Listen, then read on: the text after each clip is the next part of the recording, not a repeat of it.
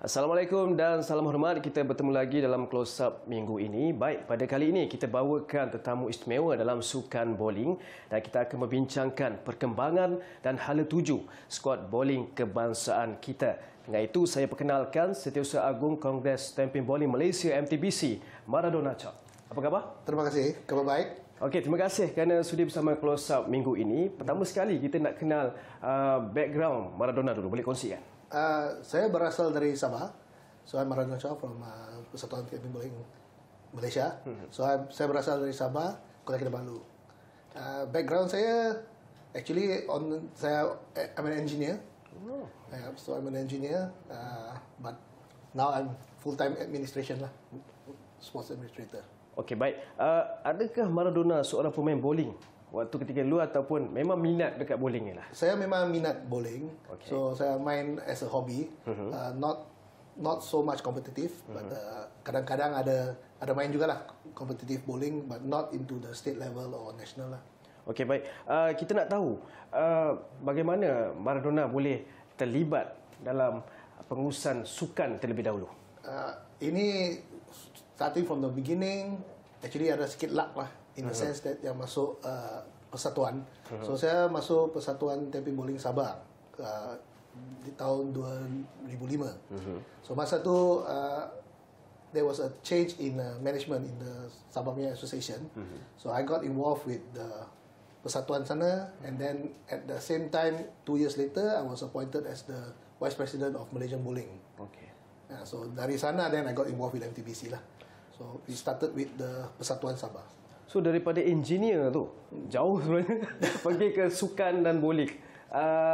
Apa sebenarnya yang buat Maradona tidak teruskan sebagai engineer dulu? I think itu opportunity lah. One is opportunity. Second is the minat dalam bidang sukan lah. My father is actually formerly with the Malaysian basketball. Okay. Dia memang Vice President Maba for 30 over years involved with basketball. So I grew up in an environment with sports. So that is where I think I learned a lot more about sports and the administration part, seeing my father how he runs everything. So that's where I came from lah. Okey, boleh kongsikan penyertaan Maradona bersama MTBC sejak bila dan sehingga kini? Sejak 2007,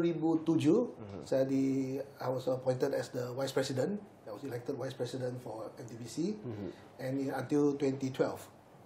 So after 2012, saya diminta oleh Datuk P.S. Naden lah to come in as the General Manager for MTBC. Masa tu the late Sidney Tong retired from bowling due to his health. So BC Chia took over as the Secretary General, and I was brought in as the GM lah untuk manage the running of the association, so the Kongres. Apa yang membuatkan Maradona untuk menerima position itu? Mungkin sebelum ni Maradona pada engineer, so pengalaman tu mungkin kita faham baru nak menimba waktu itu kan. So boleh kongsikan apa yang menarik minat Maradona untuk take the challenge? I think at that point of time it was untuk career saya, there was a turning point in terms of doing business I was from the medical business. When I was doing engineering, I was in the medical business. So it took up a lot of time traveling.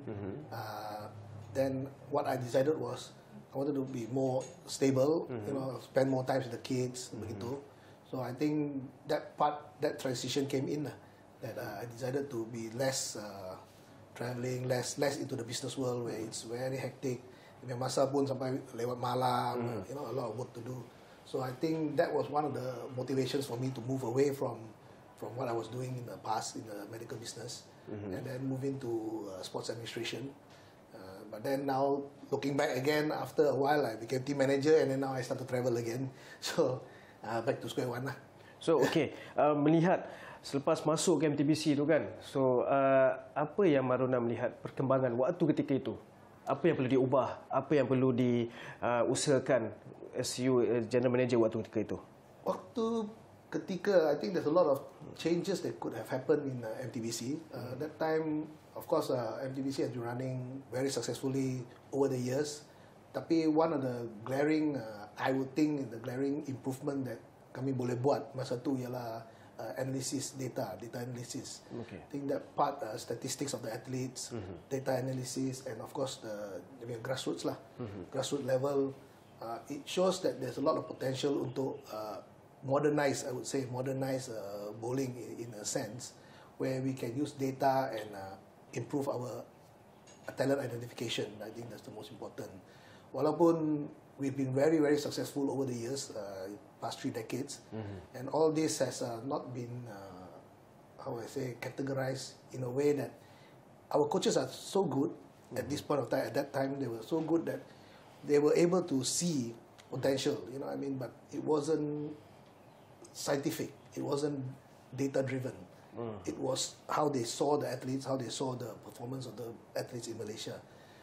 So we wanted to try to buat itu more quantitative lah, make it more data-driven, where we can identify more at a faster time lah. Because kalau you tengok untuk pakai mata saja, it takes time. It takes time to see potential. So that was part of it lah, that when I wanted to do lah. So, melihat pada perkembangan sukan bowling di Malaysia pada ketika ini, bagaimana? We are still trying to do that. It's not an easy process, but moving forward, I think we have to improve in the sense that we are already successful. So that part we don't need to change too much in terms of what we've been doing over the years. Itu boleh we can follow through.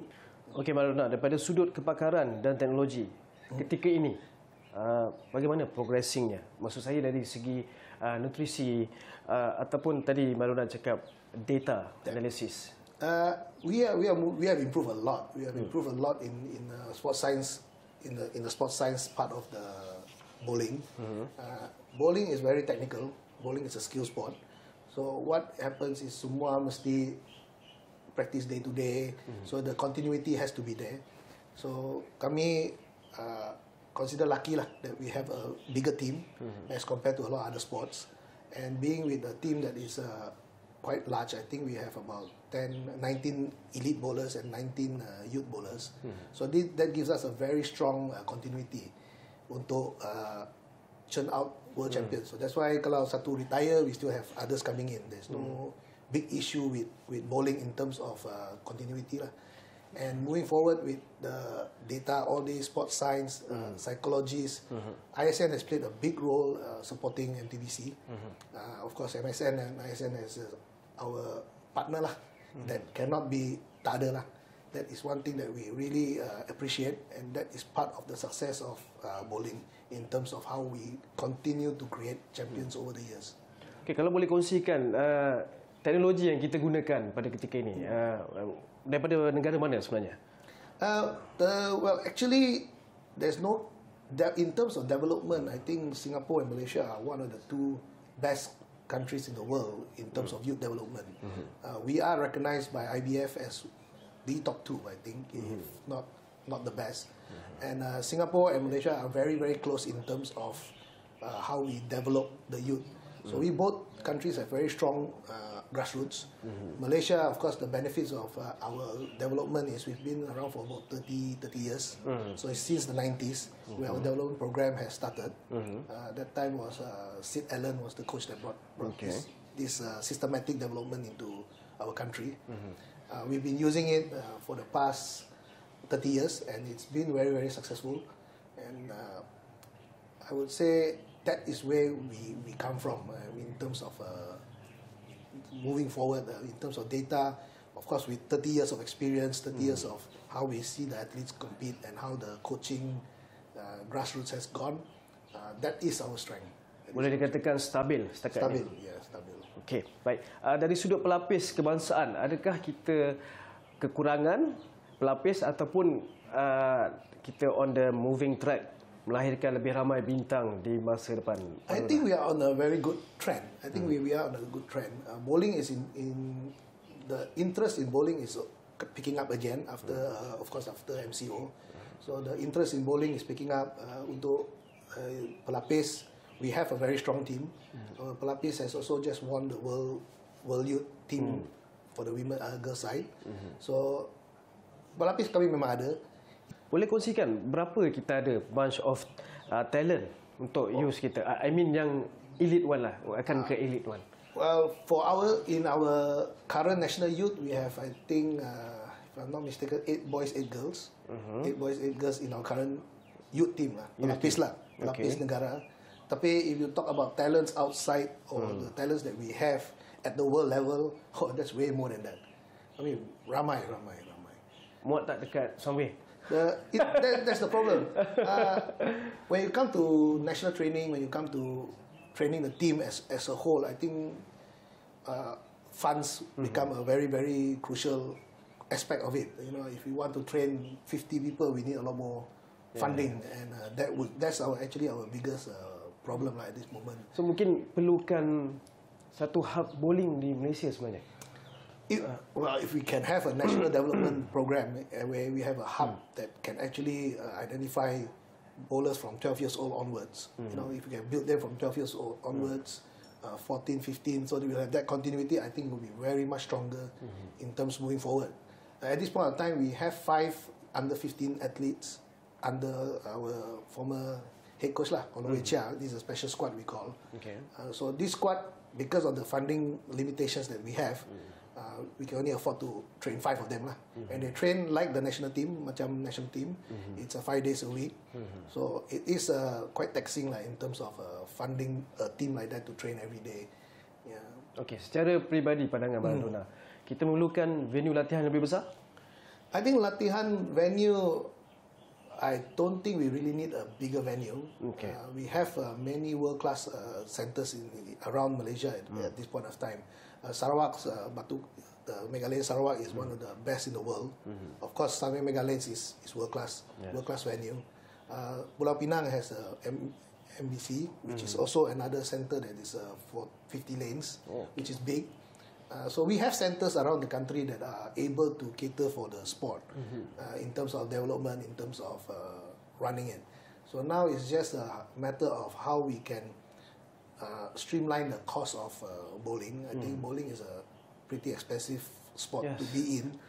It's not the most expensive, but it's one of the expensive ones. So I think the part of it to streamline the cost and see how we can work closely with the private sector. Kebanyakan bowling center pun run by private sectors.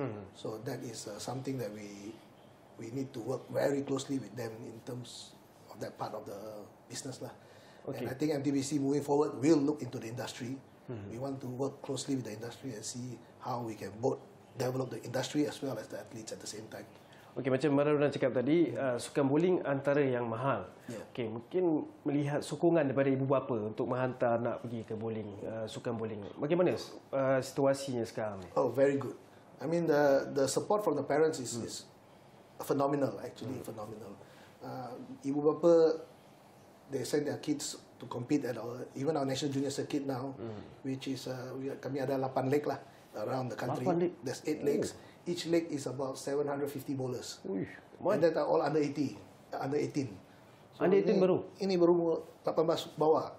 So it's a very, very big pool. I think this is a pride of our program. And all this is made possible because of the parents.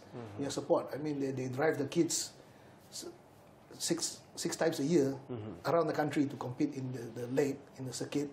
And it's something very, very big. I think that's the success where we also get a lot of grassroots. Okey, Maradona juga turut berada di Sumar Sarawak baru-baru ini. Nampak ia platform untuk kita congkil bakat-bakat baru. Seperti kita tahu ada Nur Hazirah yang menang berapa emas di Sumar hari itu. Dalam 5 hingga kejayaan dia dalam pingat emas di Sarawak tempoh hari. Maradona melihat ini sebagai satu kata tambah nilai lah, nilai tambah untuk skuad bowling kebangsaan kita. Mesti. Platform Sukma ini. Sukma is satu platform yang sangat penting untuk MTBC untuk mencungkil bakat. I think saya selalu bagi tahu atlet saya di pelapis juga and the outside athletes that Sukma would be the most precious tournament you can compete in. Because Sukma ialah satu platform you main sama peers. You're playing against your peers, you're playing against the best in Malaysia. And like I said, pelapis kami is only the 8+8 in the country. But outside of it, there's still another 30-40 that can compete with them, which are not in the national team due to so funding reasons, or we cannot have such a big team. So it is not easy to win a gold medal at the Sukma. Not to say like Hazira has 4, which is something phenomenal. And we see a very, very good potential for Hazira moving forward in the future. She's someone that we see to be a future world champion for us. Yeah. So Maradona melihat Sukma itu penting untuk sangat penting. Bakat-bakat baru? Yes, sangat-sangat penting. Okay. We do hope that it stays under 21, not open, because that is our platform for the future, and that is satu. I think we should limit the age lah. Limit it. Yeah, we should. Maybe go younger even. Go younger. Yeah. Okey, baik. Kita tahu Sukan Boling sentiasa meraih pelbagai kejayaan di peringkat terbangsa. Baru-baru ini olahragawati kebangsaan Natasha Roslan, Sinijen, juara terbuka Merdeka Syarikat, juga pemain terbaik tahunan PWBA. So mungkin apakah rahsianya sebenarnya Maradona? Kita tahu bowling ni sentiasa memberikan impak yang sangat positif terhadap industri sukan negara kita. I think there's no big secret into what bowling is. One of the main reasons I personally think kenapa Malaysia bowling is up there is because we manage the athletes quite well. The coaches do instill a lot of discipline into the team. They are very disciplined, and they know that their spots are not guaranteed. So they have to fight for their place. They have to compete with the others. And Malaysia being we give opportunities to the pelapis also to compete with the elite. So it's not macam let's say for example Natasha Roslan is a world champion. It does not guarantee her a place in the Asian Championship team. She still needs to fight the roll-off. She still needs to perform in order to get into the team. There's no special.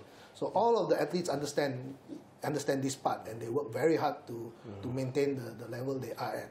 And I think our teams, the discipline is the very important part, and our coaches has managed our so-called talents and our champions very, very well. And the mindset is correct in terms of our team. Okay, so far persaingan antara skuad senior lelaki dan wanita Maradona melihat sehingga setakat ini 2024. Puas hati? Oh, I'm very happy. I mean, I have Natasha Roslan is a world champion. Okay. Cindy Jane is at the top of the world. Rafiq is still playing one of the best games in his life. And looking at it, Timmy Tan, for example, is one of our best players in Asia for quite some time. Yes, correct. And yet he did not make the Asian Championship team, which, I mean, to us, it's something that shows the depth of our team. With the pelapis coming up, the youths have the fire to compete. They are giving the older ones a run for the money. So they are showing that Malaysia is not just about the main players. It's everyone, the team. Yes. Siapa-siapa saja yang kami hantar, we are medalists. We have the potential to win medals, and that is correct for either the elite or the pelapis, or even the outsiders. I do believe that we have a very, very strong fighting spirit within. Squad depth tu paling penting. Yeah, squad depth very important. Okey, plan MTBC untuk 5 atau 10 tahun ke datang untuk melancarkan lagi sokongan dan juga galakan terhadap sukan bowling ni. I think for the next 5-10 years, the focus for us is to create a very strong domestic presence in terms of competition, in terms of the pathway. Untuk sekarang most of the athletes our pathway is until 18 years old. So that's our junior circuit. Okay. So lepas SPM, I would say lepas SPM, atlet ada 2 jalan saja. Belajar, full time bowling. Betul. So that is one thing we want to try to overcome. Of course, we understand there is Sukip, there is Masum, but we now want to move into trying to create a platform where the university side, we want to start the university side to create a platform for those 18 to 25, 26, 27. Because bowling punya peak, actually when the athletes peak around 24, 25 years old, is when the time when they are at the peak. Okay. But we are losing them at 18. So that is something that is, before they reach their full potential, they divert away from the sport. So we hope that by creating a university platform where we can continue to identify the up to 25, 26 years old. Okay, Maradona, macam mana hubungan kelab-kelab bowling dengan MTBC dalam menyalurkan players ke? Ada ruang untuk mereka untuk berkolaborasi dengan MTBC untuk kita ada player ni nak bagi ke MTBC bagaimana? At this point of time, the clubs are working very well with MTBC in a sense that we don't limit the potential of the clubs. They can compete at the national junior circuit, which all of them it's open to everyone. State is also doing their own development, but I think moving forward, we are also looking into the possibilities of the state only focusing on Sukma. We want the state association to only focus on Sukma, whereas we want the academies to come up untuk give us the grassroots lah, so to speak, so that we can actually spread out balance lah. Yeah, balance out the what, because Sukma funding, a lot of funding, the state funding goes to Sukma. So if it goes to Sukma, it doesn't develop the grassroots. Maknanya MTBC lebih menekankan kepada Sukma punya grassroots untuk dibawa ke skuad kebangsaan. Okey. Maradona, kita tahu squash sudah pun berada di Olimpik LA 28. Adakah Maradona bersama MTBC ingin melihat sukan bowling ini berada di Olimpik satu hari nanti? I think every Malaysian's dream is to have bowling into Olympics. There's not itu untuk skuad negara untuk pemain bowling. I think that is a dream that we all want. We all prefer to have us in Olympics because we know the potential of winning a gold medal with bowling in the Olympics. Malaysia is one of the best in the world. We are one of the strongest countries in the world. But again, Olympics is more towards IOC, more towards a multi-sport event. So we don't play a very big role in the decisions of how bowling can get into the Olympics. We missed the boat in LA, which was one of our best opportunities. I think Japan had a very strong move. We were at the last stage that that they decided to take I think that was skateboarding and wall climbing or something like that, Apa cabaran dia sebenarnya? Maradona melihat mungkin ada connection dengan negara-negara lain untuk push this bowling to Olympic. I think bowling, Olympic. the main problem with bowling at this point of time is, to me personally, I think it's the broadcasting side. Broadcasting side. Yeah, I think it's the broadcasting side. We are not a very interesting sport to watch. It gets very repetitive, and so I think that is the part where it's hard to follow in terms of the momentum, the format of the championship. You play 6 games straight, and then the first 4 or 5 games you tak tahu siapa will be up there, so you'll be following. It's a bit hard to follow, and it's a 3.5 hour tournament. Okay. So it's only at the last game probably you'll see either someone run away jauh-jauh atau the fight is very close. So that is something that I think the format has to change to make it more TV friendly. I think we need to be more TV friendly. The sport needs to be more TV friendly. Mungkin apa yang perlu diperbarui untuk bowling masa akan datang untuk macam Maradona cakap untuk menarik lagi orang kata live telecast kan? Apa antaranya? Okay, at this point of time, I'm also part of the IBF competition committee currently. So we are working on trying to make the more head-to-head competitions where players face each other like a knockout format. Okay. Whereas as compared to sekarang lah, you play 6 games. But of course, they are part of when you have a knockout, it's sometimes top players may lose out early in the stage, but looking forward, I think that is the format that we should try to explore to make it more interesting in the TV sense. So maksudnya lawan terus out. Sebelum ni masih lagi kekalkan ada lagi peluang, Ada. Okey, baik. Apakah harapan Maradona untuk skuad bowling kebangsaan kita dan juga untuk kepada semua yang menyokong bowling sehingga kini? I think continue to support the Malaysian bowling. I think our athletes need the support. They have always the strength come from the support we get for the supporters from back home. Even in the Facebook, Instagram, where all the encouragement comes when we compete. Because bowling is a very as much as you see us winning, every time we won, it's very very tight. It's very very close games. It's very very I would say a few pins only, sometimes comes down to the last strike of the game. So it's actually not as easy as it seems. Ramai cakap bowling okay lah, you come back with 4 goals, come back with 3 goals, it's like. Tapi bukan senang Bukan senang. And the athletes know it, and it's very tough. I mean, like I always tell my athletes, one day I'm just going to get a heart attack and You know, I mean, it's that intense. Maradona always ada di belakang atlet kita sewaktu ingin meraihkan kemenangan dan juga ketika bertanding, betul? Yes. So mungkin apa Maradona cakap kepada rakyat Malaysia untuk give support ways to squad bowling kebangsaan kita? I think continue to encourage us, continue to give the support and be there for us lah, I would say. Okey, baik, itu dia perkongsian menarik Setiausaha Agung Kongres Tenpin Boling Malaysia MTBC Maradona Chok. Terima kasih kerana sudi bersama Sukan Plus Up minggu ini. All the best untuk skuad bowling kebangsaan kita dan kita jumpa lagi dalam episod seterusnya. Assalamualaikum.